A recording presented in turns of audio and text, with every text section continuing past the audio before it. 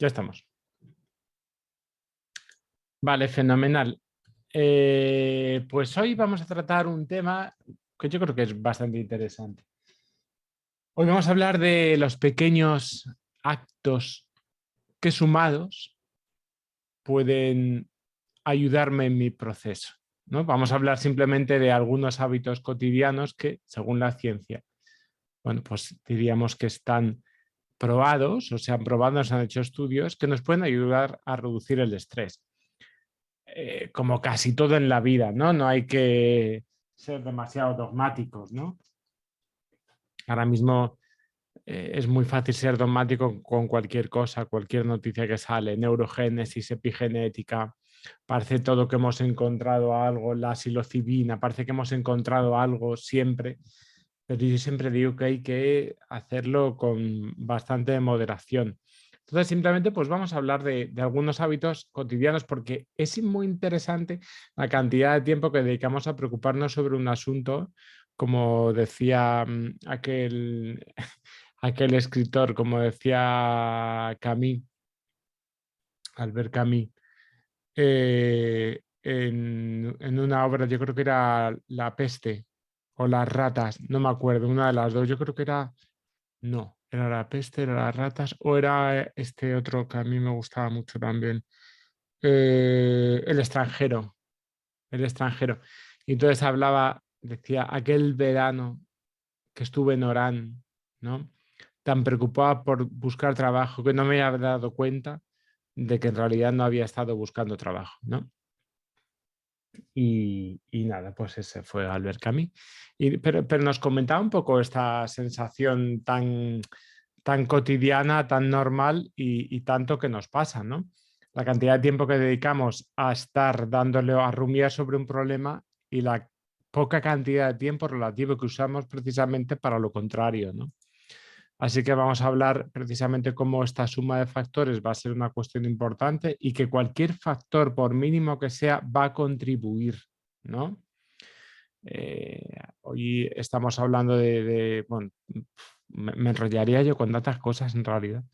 Ahora estoy ahí observando un montón de cosas de epigenética, Claro, nos empezamos a dar cuenta de que la expresión de nuestros genes no tiene nada que ver con nuestros genes. Nuestros genes son nuestros genes, pero nuestros genes siempre se van a expresar en función del ambiente. Y que se exprese un gen o no, pues va a depender precisamente de muchas condiciones ambientales. O sea, nunca podemos separar lo ambiental de lo genético en el fondo, ¿no? De hecho, yo creo que voy a hacer algún día un webinar sobre esto, es que es un tema súper interesante y que hay que acotar, pero que es súper interesante. Entonces, es verdad que hay tantos y tantos factores que pueden depender y hoy vamos a hablar quizá de factores más ambientales y esos factores ambientales van a contribuir precisamente a que, oye, tú puedes haber nacido de una manera, pero la expresión de tu herencia genética se va a demostrar a veces bajo determinadas condiciones ambientales. Mientras que la genética diríamos que sería, ¿cómo contaros? La genética sería un poco un libro, ¿vale?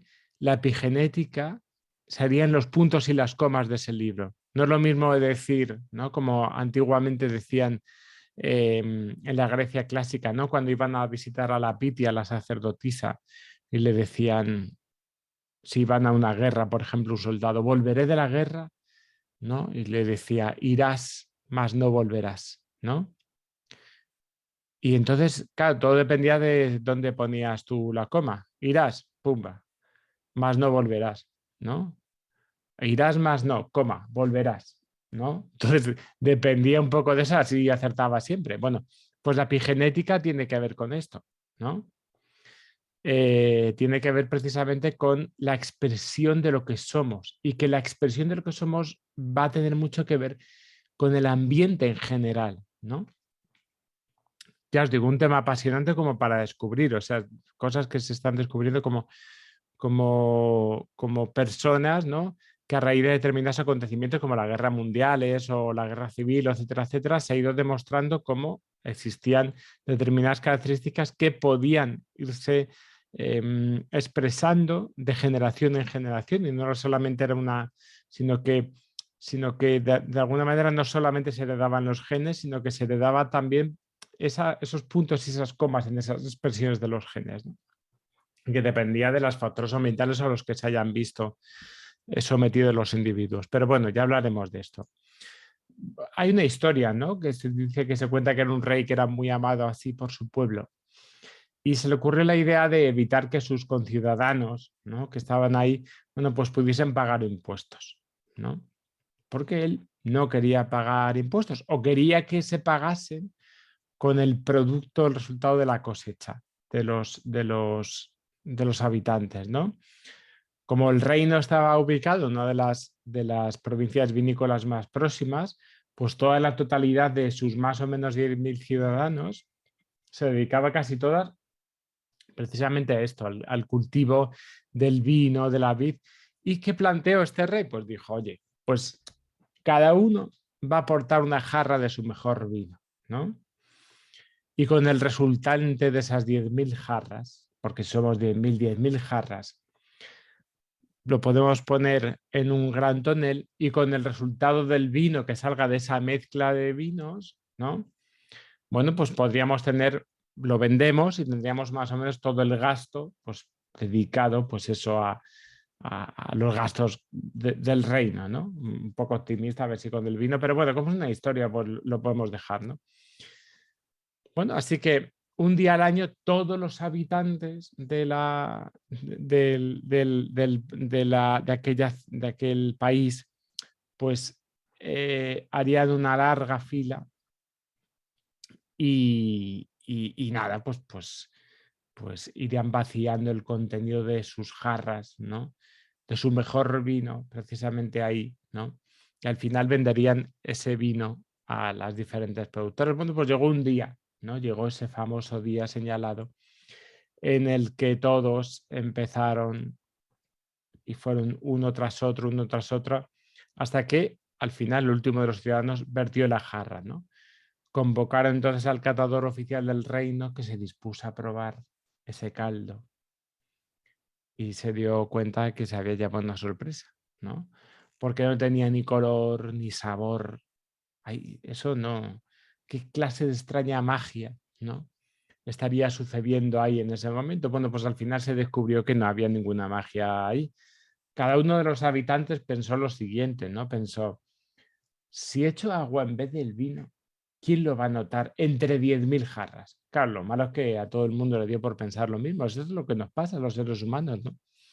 Bueno, pues esta es una historia un poco que tiene que ver con eso, con que la suma de las acciones precisamente no deben ser desdeñadas, ¿no? Es la suma de todas las acciones las que con las que vamos a poder tener un resultado final, ¿no? Al final, al fin y al cabo, la ansiedad no depende de un solo truco, ¿no? No depende solamente de un solo factor. Imaginaros, bueno, pues ayer estábamos viendo dentro del grupo de práctica, los alumnos estamos viendo una chica que ha venido precisamente del pueblo con agorafobia, etcétera, y ahora está viviendo en Madrid y se ha aprobado una oposición, ¿no? Y bueno, pues está más o menos, pues ya solamente el hecho de haber aprobado una oposición va a hacer que te vaya a tener que todos los días ir al trabajo, etcétera, etcétera, ya tiene agorafobia y se va a tener que exponer todos los días. Una cuestión tan ambiental como esa va a hacer que probablemente mejore con mucha facilidad, por lo menos al principio, ¿no? Y esto es una cuestión importante. Bueno, estoy diciendo esto, pero bueno, como ya he visto unos cuantos casos, pues más o menos puedo contar que puedo ir viendo por dónde iría la cosa, ¿no? Entonces, es importante tratar de entender esto, ¿no? Que ninguno de los trucos que vamos a enseñar por sí solos tienen importancia. Pero oye, pues en conjunto puede hacer que reduzcas el nivel basal de la ansiedad. Y si reduces el nivel de ansiedad basal, pues es mucho más probable que esa ansiedad que aparece en forma de picos, pues no te moleste tanto. Estamos hablando un poco de cómo unos pequeños cambios pueden sumar en el marcador, ¿no? Nos pasamos mucho tiempo preocupados por la cantidad de estrés y de cortisol, pero cuanto menos cortisol tengamos en la sangre, mejor. Porque sabéis que el cortisol, por ejemplo, va a afectar en la hipersensibilización de la amígdala, va a afectar en el hipocampo, va a afectar en todo lo que tiene que ver con el córtex prefrontal, es decir, con estructuras que van a hacer que luego seamos más o menos vulnerables al estrés. Reduzcamos el cortisol. Es un buen método, no solamente hay que empeñarse en dejar de tener ataques de pánico, reduce tu cortisol. Pues vamos a hablar de diferentes cosas que pueden ayudarnos a reducir precisamente este cortisol, ¿vale? Bien, primero, los beneficios de andar. El sedentarismo, la mayoría de las personas creen que el estrés en sí provoca efectos perniciosos sobre la salud, pero mucho más que el estrés en sí, lo que provoca el efecto pernicioso sobre la salud son los estilos de vida y los hábitos de vida que tienen las personas cuando tienen estrés sostenido en el tiempo, ¿no?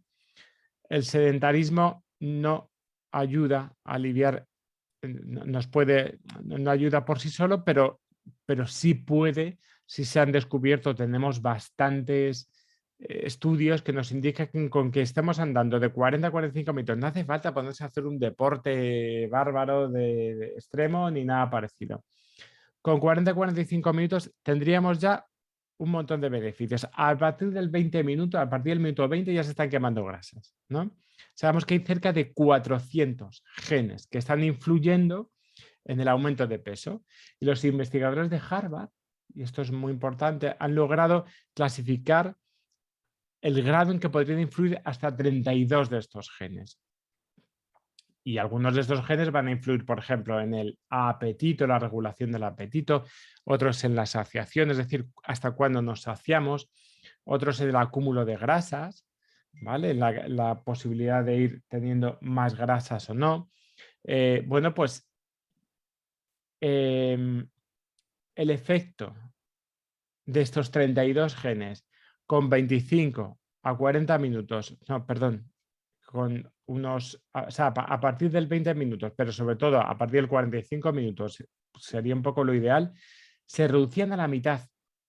Efectos que tienen que ver con la saciación, efectos que tienen que ver, como he dicho antes, pues eso, con la estructura de los lípidos, con la estructura también a nivel de cómo nos vamos a relacionar, por ejemplo, con los hidratos de carbono, etcétera, ¿vale?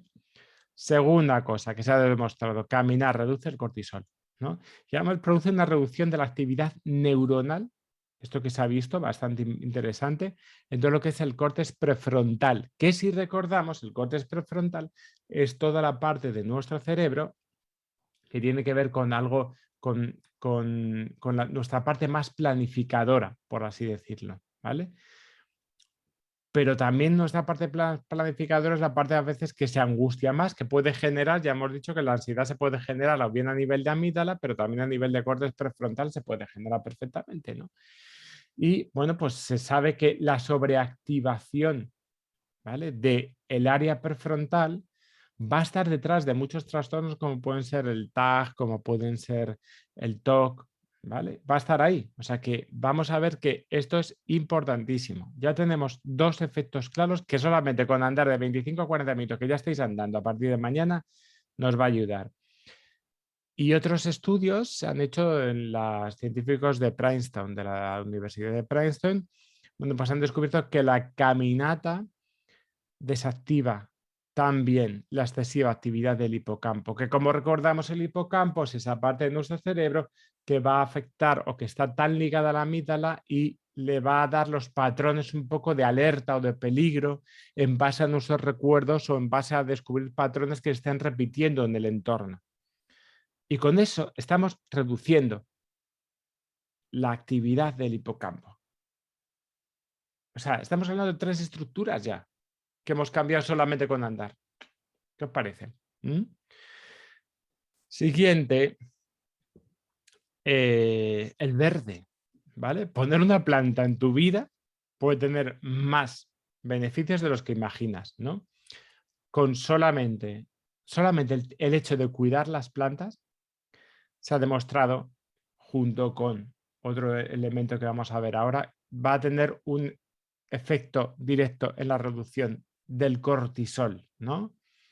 cuidar de nuestros ficus, de nuestras enredaderas, bueno, de lo que sea, pues supone por un lado un ejercicio de atención focalizada, ¿vale? De cuidado. ¿Mm?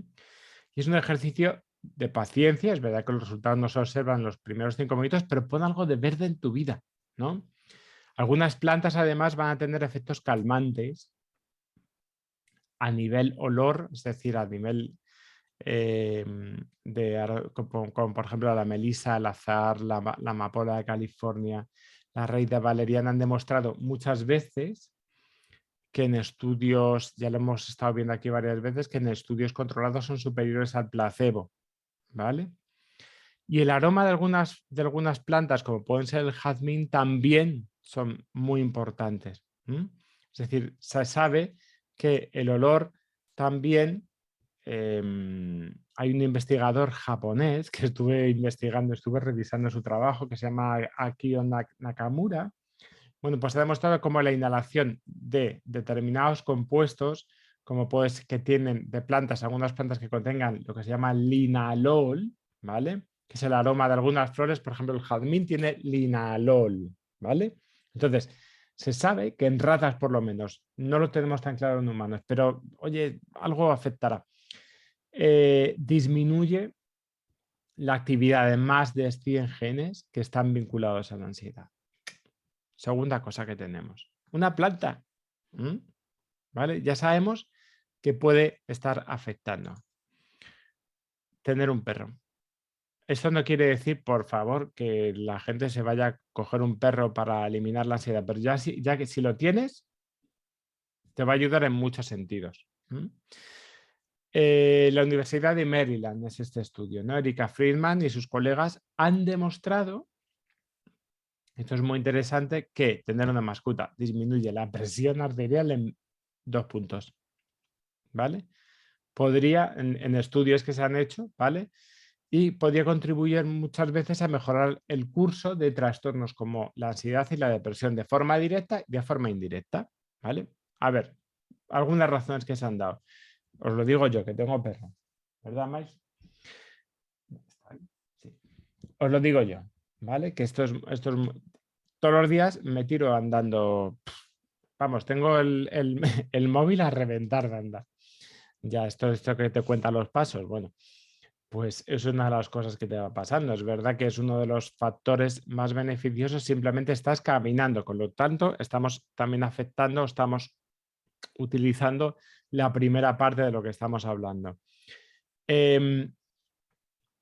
Por otro lado, hay una de las cosas que se han visto es que aparte de, sabéis que hay estudios donde la gente acaricia, bueno, sabéis que por ejemplo en Japón hay locales donde simplemente hay gatos para acariciar y ya está, ¿no? También los japoneses tienen estas cositas.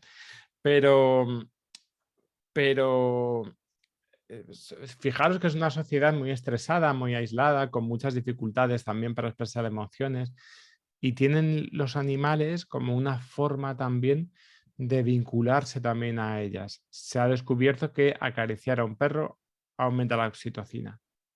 Aumenta la oxitocina tuya y del perro también. O sea que tenéis ahí una mezcla también interesante. Un tema muy importante, pues que es el tema de la socialización, ¿no? Yo por la mañana tengo siempre el propósito de andar solo y estar solo, porque me encanta estar solo. Y ahí pero tarde o temprano siempre acabo hablando con alguien, para arriba, para abajo, ¿verdad? ¿Verdad? O sea, incluso aunque no lo quiera, siempre hay porque ellos siempre se relacionan. Entonces, eh, son unas cosas. De los estudios que se han hecho, se ha descubierto que hay razas de perros, un poco los que hablan más potencialmente peligrosas, que no se benefician tanto de estos efectos de la socialización. Los más socializados son los Golden Retriever y los labradores. Son los que más han descubierto, o sea, con los que más se ha trabajado esto, ¿no? Ya sabéis que un poco tiene que ver con eso y es verdad que acariciar un perro aumenta los niveles de oxitocina, como os estaba contando antes. Y ¿cómo se demuestra eso? Pues en la orina, ¿vale? en algunos análisis de orina tú puedes ver el nivel de oxitocina que tiene la persona, ¿vale? Como desecho, ¿no? Y en una prueba, que yo me imagino esa prueba, se hacía mirar a los perros. Y es que hay cosas que son muy interesantes. El perro es un animal súper social. No tiene una gran inteligencia como yo creo que un gato podría ser más inteligente, pero lo que tiene es una gran inteligencia social. Él sabe en todo momento qué es lo que vas a hacer, sabe que te tiene que mirar a los ojos, sabe un montón de cosas. Entonces, solamente ese acto de poder mirar a los ojos, elemento importante, reducía, ¿no? O sea, perdón, aumentaba el nivel de oxitocina, que como sabéis es esa hormona que de la que se habla tanto, que tiene que ver con esa hormona que reduce la presión arterial, por cierto, y es una hormona que tiene que ver con aquellos sentimientos de, pues, la oxitocina está muy relacionada un poco con los sentimientos paternales, filiales, ¿no? Que está ahí. Por supuesto, sin fliparnos demasiado. ¿No? Esto es como lo que dice, esto es como lo que dice Robert Sapolsky, que tiene un libro maravilloso que es el de Behavior, que es Compórtate.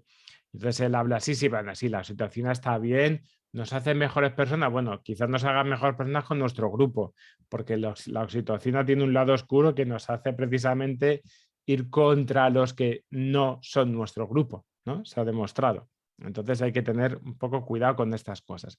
Pero es verdad que el contacto prolongado a nivel de mirada de perro, oye, pues parecía que al perro también le servía, porque también medían la orina al perro, o sea que era otra cosa que también podía servir. Hobbies, ¿no? Tener hobbies, tener una, una ocupación que nos haga estar absortos, tener una ocupación un poco que nos ayuda en ese sentido, bueno, pues nos puede dar nos puede dar elementos también muy, muy importantes. A ver, cosas que estuve revisando para hacer este webinar. Es decir, que sabíamos que por lo menos durante un hobby se podían experimentar niveles más altos a veces de serotonina, ¿vale?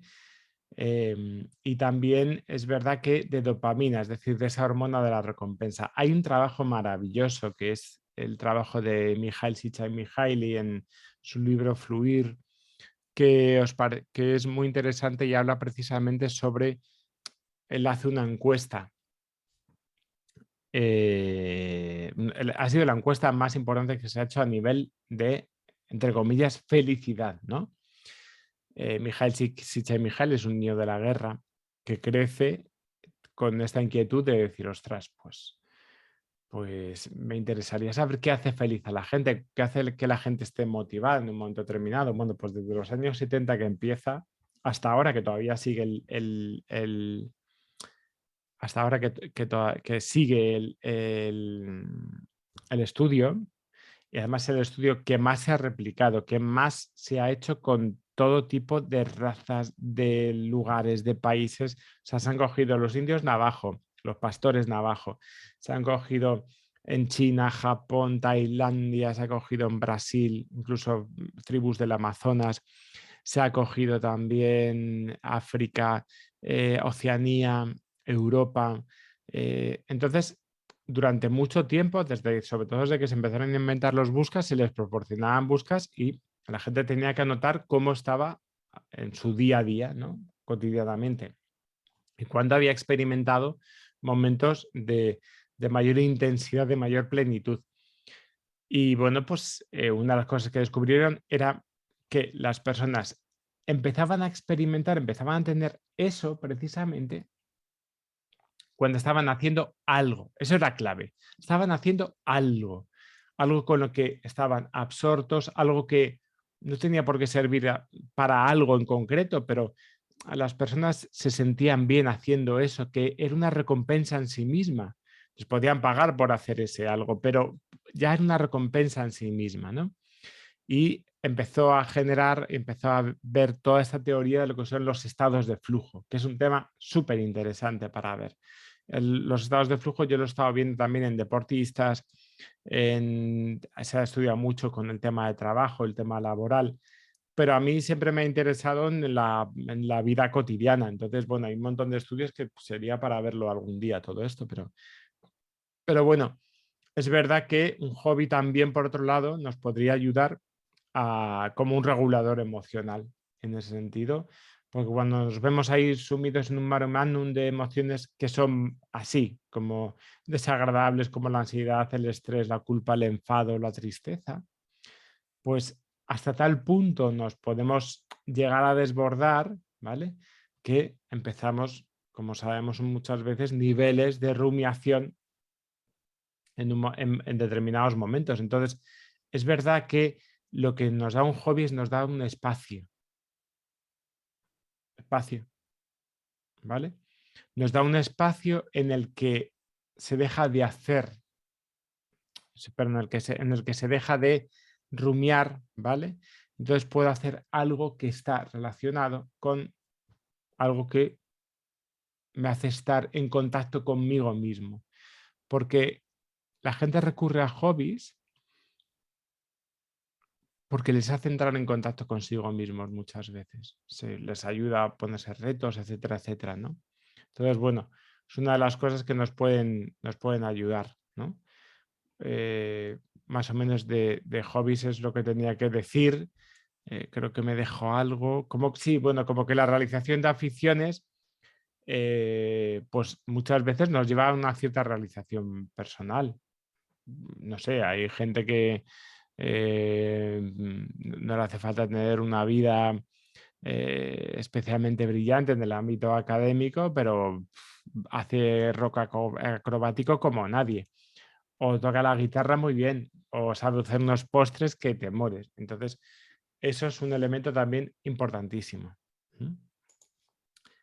Eh, el café, ¿no? A pesar de que muchas personas, con eso lo vamos a cogerlo así, pero hay muchas personas con ansiedad que mantienen esta bebida a raya porque temen un poco sus propiedades excitatorias, pero a casi todo el mundo pasa que le gusta el aroma del café, porque el café está muy relacionado a recuerdos también muy tempranos.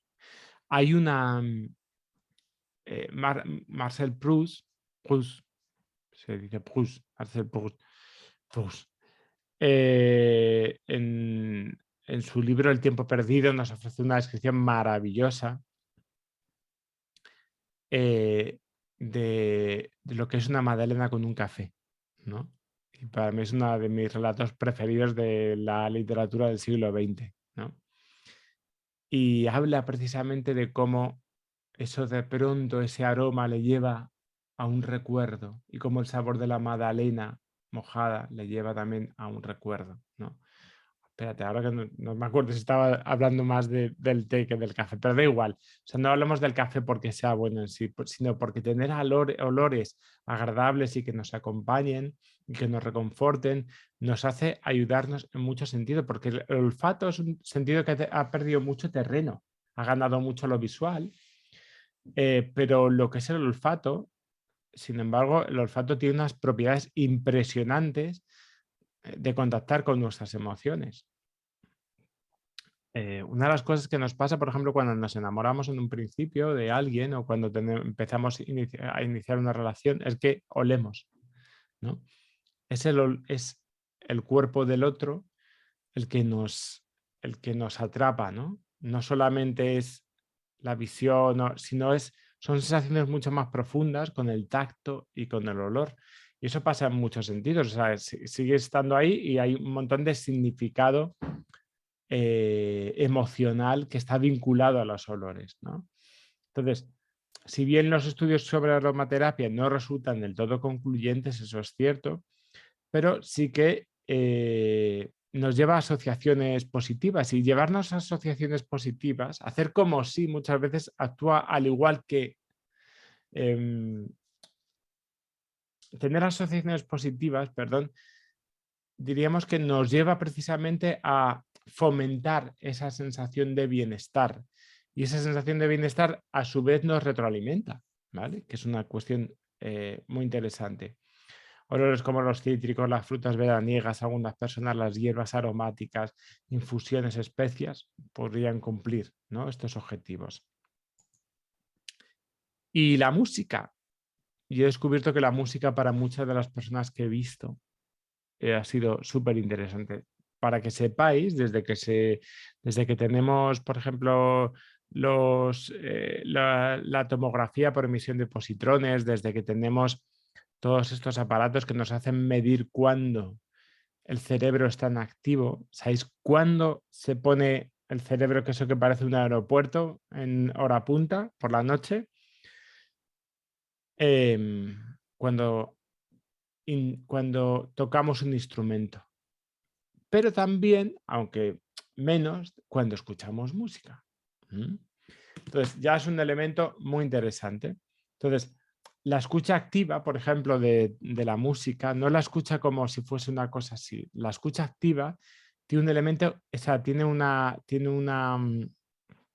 serie de beneficios muy interesantes. El saber distinguir, ¿no?, la voz, los planos, el bajo, las líneas de sintetizador, de piano, de guitarra, ¿no? Se han hecho un montón de estudios como la escucha activa de la música, si termina de ser un ejercicio al final de concentración, nos acerca muchas veces al aquí y a la hora. Y además han realizado un montón de estudios en hospitales, en colegios, en entornos de trabajo, que nos demuestran precisamente que la capacidad que tiene la música para movilizar emociones. Entonces, poner música en vuestra vida, poner plantas en vuestra vida, andar. Lo del perro no, ¿eh? Porque el perro, si eso, lo adoptáis, ¿eh? Pero tener un perro es una cosa muy seria. Quiero decir que hay que tomarlo muy consciente, porque hay que saber un poco lo que implica, lo que significa. Pero bueno, pues estos son elementos que creo que son interesantes para que vayamos viendo y que nos dan algunas pistas de, de cosas que podemos agregar a nuestra vida, que podemos precisamente, sí, es como las especias en la comida, ¿no? Pues qué bien si tenemos algo así. Y hasta aquí, esta es mi parte, es lo que quería decir yo. Cristina, te Voy, toca tu parte. voy. A ver.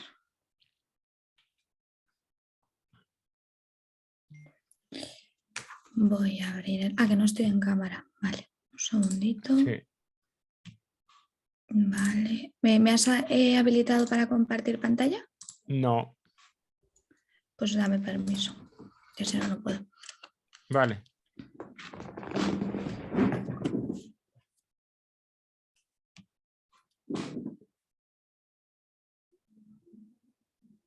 Yo estoy ya. ¿Ya? Sí, Vale.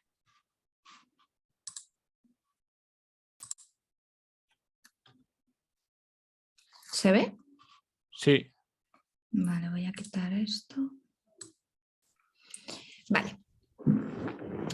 Bueno, pues yo de lo que os voy a hablar es de aquellos factores que hemos ido observando que hacen que me estoy dando cuenta que me he confundido en el título. No era esto lo que quería poner en el título, quería poner factores que entorpecen, porque he hecho hay dos intentos de webinar y de PowerPoint y me doy cuenta que he puesto mal la portada. Yo voy a hablaros de factores que entorpecen un proceso de mejora con la ansiedad. Me parece que es muy importante, ¿no? Y yo fíjate, cada vez que hago una entrevista o empiezo a conocer a un paciente por primera vez, son puntos que intento relatar, nada más empezar, porque me parece que es ahorrarnos mucho camino y no generar unas expectativas utópicas de lo que es un proceso con la ansiedad.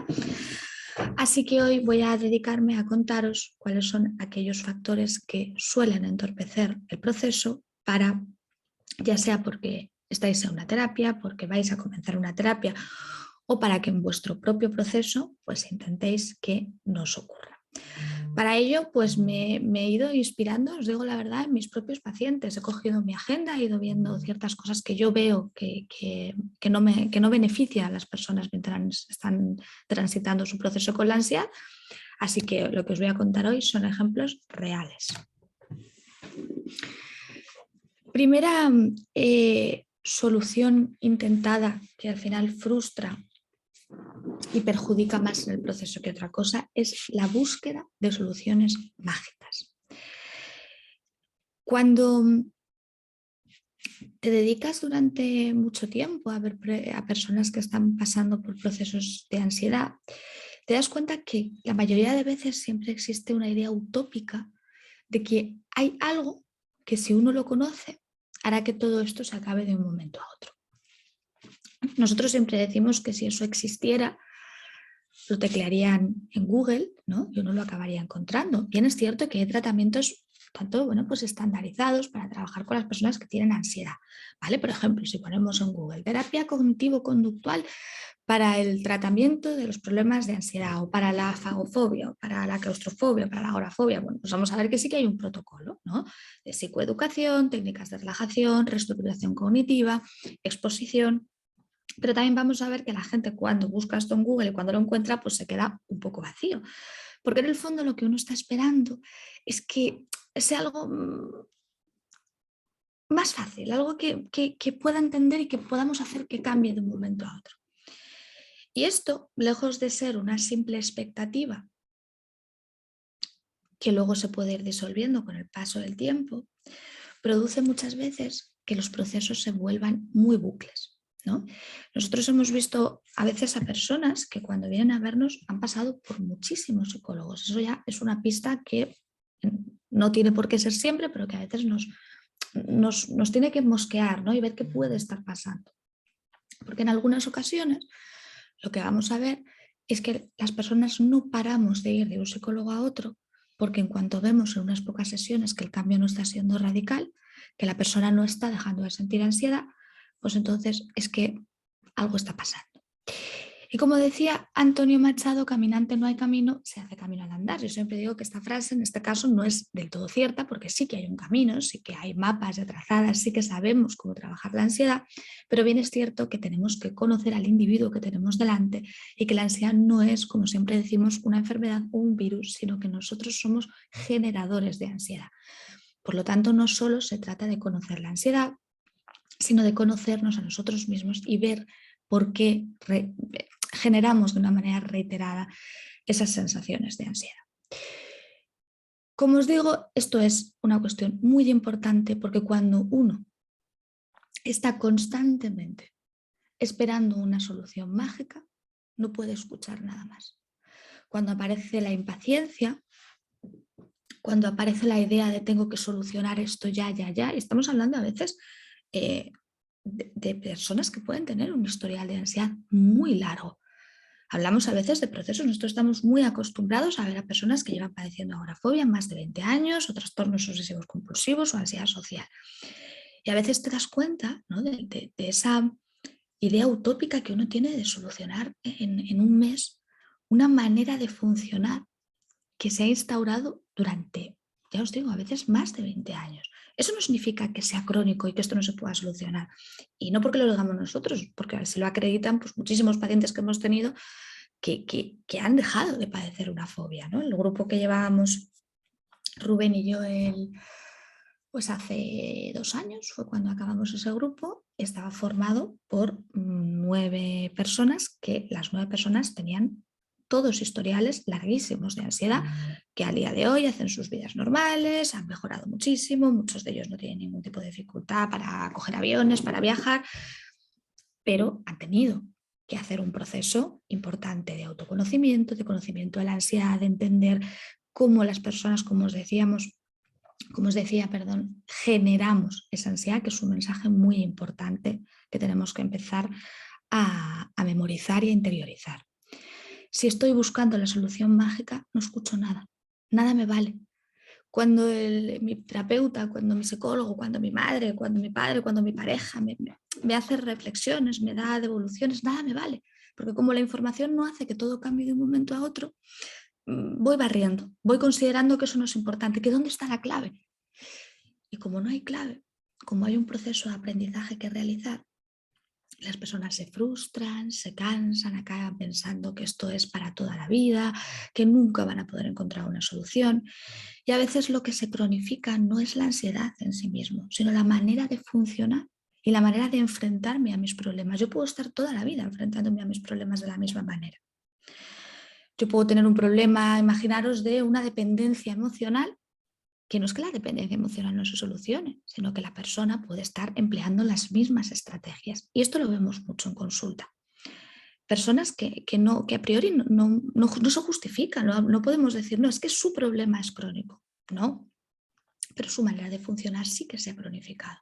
La manera de enfrentar siempre la ansiedad siempre sigue siendo A, B o C, incluso habiendo pasado muchas veces por terapeutas, porque la persona ha perdido su capacidad de poder escuchar en esa idea obsesiva de encontrar una solución mágica. Con esto no quiero decir que también uno haya podido tener malas experiencias terapéuticas, haya podido dar con terapeutas que no estaban bien formados en ansiedad, en fobias, también puede ocurrir. Pero uno también tiene que mirarse a sí mismo. No todo es desde fuera, que esto será un punto que veremos ahora, sino que también uno tiene que reflexionar y ver qué cuestiones tienen que ver con él. Y de eso os voy a hablar en la siguiente diapositiva, ¿no? Que hago referencia a sujeto pasivo. En referencia a lo anterior, os voy a ir contando, por si también queréis leer un poquito más acerca de lo que estoy diciendo, hay un blog en Amadag, un escrito que se llama La impaciencia y la ansiedad, que hay una reflexión acerca de todo esto, de cómo perdemos la capacidad de aprendizaje. Sobre esta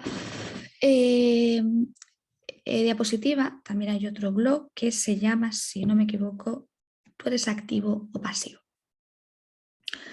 Otra de las cuestiones que nos encontramos muchas veces en consulta es que el paciente, la persona que en un momento dado ha pedido ayuda terapéutica, tiene una concepción de que alguien, en este caso puede ser el psicólogo o el psiquiatra al que acuda, le va a arrancar sus males. Por lo tanto, se coloca en un rol de pasividad, donde si la persona no mejora, constantemente siempre es culpa de la persona que tiene enfrente. La persona siempre tiende, o en muchas ocasiones tiende, a focalizar su falta de mejora en todo lo que pasa alrededor, pero pone poca mira en qué está haciendo él o ella para que la mejora se produzca. Cuando muchas veces en terapia nos ocurre que alguien nos dice, bueno, pues es que llevo 3, 4 sesiones y no mejoro. Esa frase es algo que tenemos que parar y reflexionar, porque ¿qué quiere decir esa frase? Porque igual quiere decir que su mejora la persona ha considerado que tiene absolutamente que ver con el terapeuta. Y el terapeuta es una parte más de un proceso de engranaje donde el actor principal siempre va a ser el paciente. Y lo que el paciente haga, ¿no? Como hemos hablado en algún webinar anteriormente, con ir a terapia no vale. ¿No? Nosotros los terapeutas os damos pautas, os enseñamos sobre la ansiedad, os enseñamos, hacemos un poco de espejo para enseñaros cómo uno funciona, cómo uno piensa, le ayuda a reflexionar, pero luego es el propio sujeto quien tiene que ser activo y llevar a cabo ciertos procesos, ciertas exposiciones, ciertas reflexiones, ¿no? También una de las cosas que vemos a veces es que uno puede ir a terapia y, por ejemplo, en sesión no tener mucho que aportar, ¿no? Yo, estas cosas ya os digo, o sea, no son tanto una regañina, ¿no? Una crítica, sino algo para aprender, para ver, oye, ¿qué puedo hacer yo para que mejore mi proceso? Cuando el miedo está empapando prácticamente todos los aspectos de mi vida y yo voy a terapia y no tengo nada que contar, yo tengo también que plantearme cómo estoy empleando ese tiempo. Si estoy empleando ese tiempo entre semana simplemente para ver cómo la ansiedad viene y frustrarme y dañarme a mí mismo diciéndome que esto no tiene solución, o saco conclusiones, pienso acerca de ello, reflexiono, intento, no me sale, ¿no? Cuando uno está de manera activa, siempre o casi siempre tiene cosas que contar, y si no tiene cosas que contar es porque el proceso está llegando a su fin, porque la mejora es palpable. Así que una de las cosas muy importantes, y además las terapias cognitivo-conductuales o conductuales siempre ponen mucho énfasis en la actividad del paciente. en convertir siempre y hacerle ver a la persona que está teniendo un problema de ansiedad la importancia de que se mantenga activo, de que sea partícipe y de que entienda que la mejoría va a depender en un gran porcentaje de lo que él o ella haga. Otro de los factores que nos vamos a encontrar para concluir que uno tiene dificultades para mejorar en los procesos de ansiedad es la ausencia de exposición.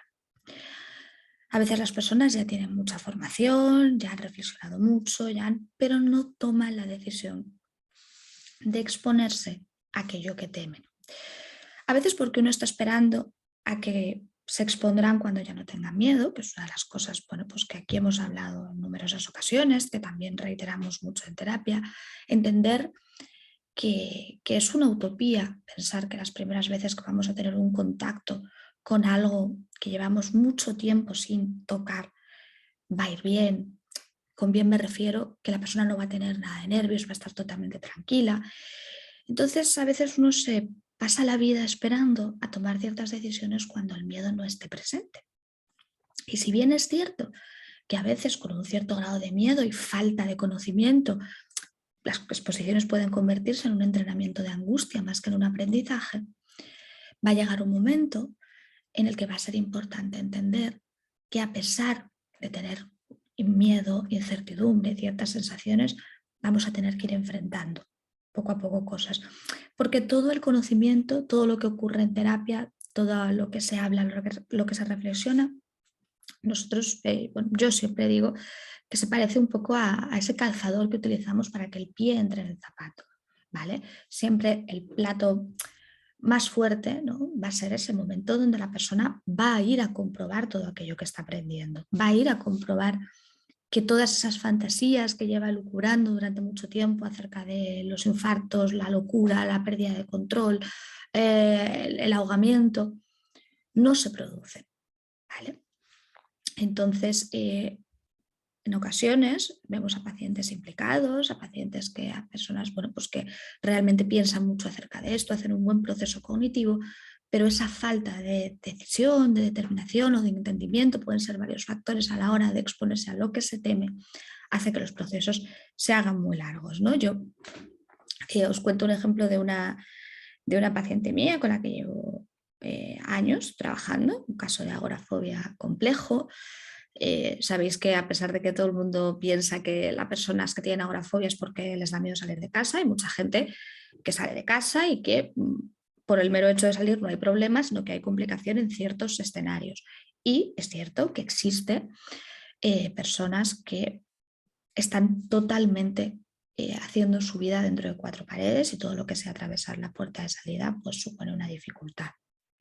Bueno, pues en este caso es una chica que ya ha mejorado un montón, pero le cuesta mucho tomar la determinación. Ella siempre toma decisiones muy conservadoras, ¿no? Como yo le digo, siempre es muy despacito, muy despacito. Y quizá en un inicio tuvo un sentido. Pero ¿qué pasa ahora? Pues que ya se deprime mucho, ¿no? Tiene, pues estados de ánimo muchas veces muy bajitos y el otro día reflexionábamos juntas que ya estaba mucho más preparada para tomar decisiones más importantes y para pues exponerse de una manera un poquito más elevada y que quizá esa manera tan conservadora de ir tan despacio también la estaba haciendo aburrirse a ella misma y al final tener esa sensación de eternidad, de que esto va a ser para siempre, de que estoy cansada, estoy aburrida, y a veces ese cansancio y ese aburrimiento hay que escucharlo y tenemos que entender que a veces se produce por esos ritmos, ¿no? Que en un momento dado, esto no es aplicable tampoco para todas las personas, cada uno y en cada momento del proceso hay que entender un ritmo diferente, pero sí que es cierto que ciertos modos de exposición desde una posición muy, muy conservadora pueden llegar a ser también verdaderamente frustrantes. Igual que frustrantes para la propia persona, digo, no para nosotros. Igual que sabemos, ¿no? Que puede ser a veces un sinsentido que una persona en procesos iniciales haga exposiciones muy abruptas, ¿no? Y meterlo en 1,20 m paradas, porque la experiencia a veces puede ser tan desagradable. que la persona no quiere repetir, no es porque el miedo sea peligroso, no es porque tocar determinados niveles de miedo puedan acabar produciendo efectos colaterales nefastos, no es por eso, pero a veces la experiencia es muy dura, la persona lo pasa muy mal y al final provoca un rechazo. Y nosotros lo que buscamos es que cuando alguien se exponga, intentamos que salga con ciertas sensaciones de satisfacción, de capacidad de poder hacerlo, porque va a ser lo que haga que la persona quiera volver la próxima vez. Así que ni muchas veces tiene un sentido, como decimos, exposiciones por inundación, que es lo que conocemos, ¿no? De esa manera tan abrupta, y también esa historia tan conservadora de esos poquito a poquito tan lentos que al final acaban por no hacer sentir bien a la persona en este proceso y por sentirse muy aburrida y muy desesperanzada y muy cansada. Otra de las cuestiones que paradójicamente entorpece el proceso es la exclusiva dedicación al proceso o al problema. Bien, es cierto que hemos hablado de lo importante que es mantenerse activo, entender que esto es una responsabilidad nuestra, no es una responsabilidad de nuestros terapeutas ni de nuestros familiares, es una responsabilidad nuestra. La gente que tenemos alrededor está ahí para ayudarnos, pero es nuestra responsabilidad. A veces también se provoca un exceso. La persona quiere resolver de una manera tan inmediata y tan obsesiva que no para de pensar en su problemática. ¿Qué consecuencias tiene eso? Pues, por ejemplo, en muchas ocasiones vemos estados depresivos, porque la persona gira constantemente en la resolución de su fobia o de su problema de ansiedad. Cuando está con sus amigos, todo el rato gira en torno a eso, todos los temas de conversación giran en torno a eso, todos los objetivos vitales giran en torno a eso.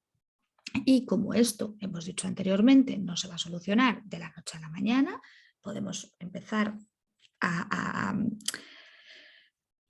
interiorizar esta idea, que es más vale pronto que tarde para interiorizarla, que nos va a ahorrar mucho sufrimiento en el camino.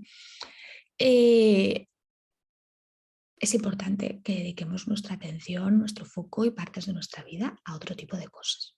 ¿Vale? Aunque la fobia, pues imaginaros, una fagofobia, una agorafobia, que pueda estar presente pues, en muchísimos momentos del día a día, ¿no? Hay fobias que quizá la persona puede escabullirse un poco más del contacto, ¿no? Como en ciertos modos, por ejemplo, la claustrofobia,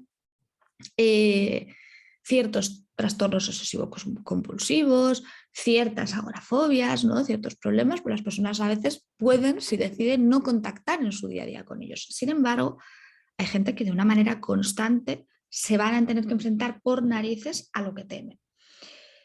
Entonces, hay que buscar un equilibrio entre yo dedico tiempo a mi problema, pero no puedo dedicar toda mi vida a la solución del problema, porque como decíamos antes, nuestro estado de ánimo empieza a caer en picado. Sea cual es el problema, no porque sea un problema de ansiedad. Si yo me doy cuenta que tengo un problema mañana con mis relaciones sociales, con problemas de dependencia emocional, con problemas sexuales, nunca es beneficioso que la atención de la persona y toda su energía y su foco se concentre en ello. Hay que buscar huecos, hay que dedicarse a ello, hay que trabajar eso, pero momentos donde la fobia no esté presente, donde la ansiedad no esté presente, donde podamos hablar de otras cosas, contactar con otras partes de nosotros, es súper importante. Porque si no, acaba pasando esto que quizá a alguno de vosotros os suene, que al final uno no pueda identificarse con otra cosa que con su ansiedad. Entonces, cuando de repente tú le empiezas a preguntar sobre qué cosas le gustan, sobre qué gente quiere, sobre qué proyectos tienen, casi le suena a chino, porque lleva muchísimo tiempo dedicando toda su energía solo a esto y uno acaba considerándose un propio trastorno en sí mismo, como si todo lo que tuviera que aportar al mundo es su propia fobia o su propio miedo. Y hay mucho más. Y también es importante cultivar esto en el día a día. Otra de las cuestiones que intervienen a veces en la falta de mejoría, en los procesos de ansiedad, es lo que vamos a llamar el sesgo optimista. El sesgo optimista hace referencia a la tendencia que tenemos los seres humanos a idealizar el pasado, pensar que cualquier tiempo pasado fue mejor y a creer que el futuro sí o sí tendrá que ser más esperanzador o mejor. Esa postura ¿qué nos hace en muchas ocasiones? Pues obviar el único momento que realmente tenemos, que es el presente.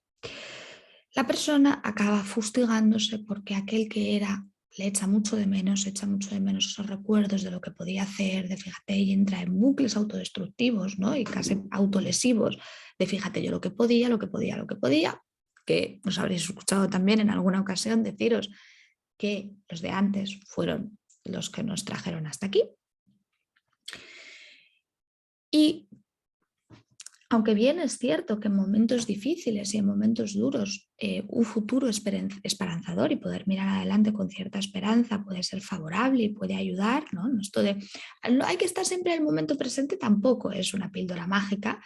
Sabemos, ¿no? Y además científicamente se tiene constancia de que en momentos duros imaginar que las cosas pueden ir mejor puede ser algo que favorezca, pero cuidado con despegarnos completamente de nuestro aquí y nuestro ahora. Otro ejemplo, ¿no?, que os pongo de una paciente que hablábamos esto esta semana, ¿no?, de pues, esa manera un poco de uno fustigarse con lo que fue, y también esa idea de que ella decía, bueno, pues porque va a venir a vivir a Madrid, me decía, pues a partir de mayo del año que viene, cuando vaya a Madrid, y entonces podamos hacer exposiciones nosotras juntas, y yo decía, cuidado con esto. Cuidado con la idea de que ya en mayo, si tú vienes, hacemos posiciones juntas, de repente todo va a cambiar de la noche a la mañana, porque ahora estamos trabajando online, podríamos hacer exposiciones y ni siquiera me lo estás proponiendo, ¿no? Es importante entender qué puedo hacer ahora para que mi día a día sea mejor. Porque eso me permite empezar a emplear herramientas. ¿Para qué puedo hacer para que esta tarde sea mejor? Para yo poderme enfrentar a ciertas cosas. Yo no puedo trabajar sobre el pasado, aunque es importante conocerlo para entender de qué estoy hecha, ¿no? Y nosotros, los psicólogos, también a veces indagamos, os preguntamos sobre cosas, sobre cómo empezó a nacer todo esto, cómo fue el primer ataque de ansiedad, qué aprendisteis a partir de ese momento, lo cual no significa algo que es obvio, que es que el pasado no puede ser cambiado. Y sobre el futuro tampoco podemos actuar sobre lo que está pasando ahora. Y este sesgo, que así lo conocemos en psicología, sabemos que a veces lo que produce es un despegue de la persona con su momento presente que provoca actitudes pasivas porque, bueno, pues ya la vida cambiará y cualquier tiempo fue mejor, pero ¿qué está pasando ahora? Así que va a ser importante centrarnos, como os decía, en qué podemos hacer en estos momentos de nuestra vida para ir mejorando día a día nuestro problema de ansiedad. Así que aquí os he dejado un pequeño resumen de aquellas cosas que, como os digo, ¿no?, he ido observando, seguro que habrá muchas más, ¿no?, y a nivel individual, viendo cada persona, podemos encontrar muchas más, pero os he puesto las que más observo en el día a día, las que quería compartir con vosotros, porque saber esto y entenderlo de antemano, como os digo, puede ahorrarnos mucha frustración, muchos intentos fallidos, muchas vueltas en busca de psicólogos, del psicólogo que me dé la solución. Así que hay información que cuanto antes la sepamos mejor y espero que os haya servido. Pues muy bien. En principio, estas serían un poco las dos partes de lo que hemos visto hoy. Si hubiese alguna pregunta o lo que sea, pues estupendo. Y si no, pues estupendo también. O sea que somos de fácil trato. A ver, voy a quitar. ¿Me puedes tú quitarlo de compartir pantallas? Sí, que no soy capaz voy de a hacer. ampliar esto. Vale. Un segundo, ¿eh? Vale. Pues esta...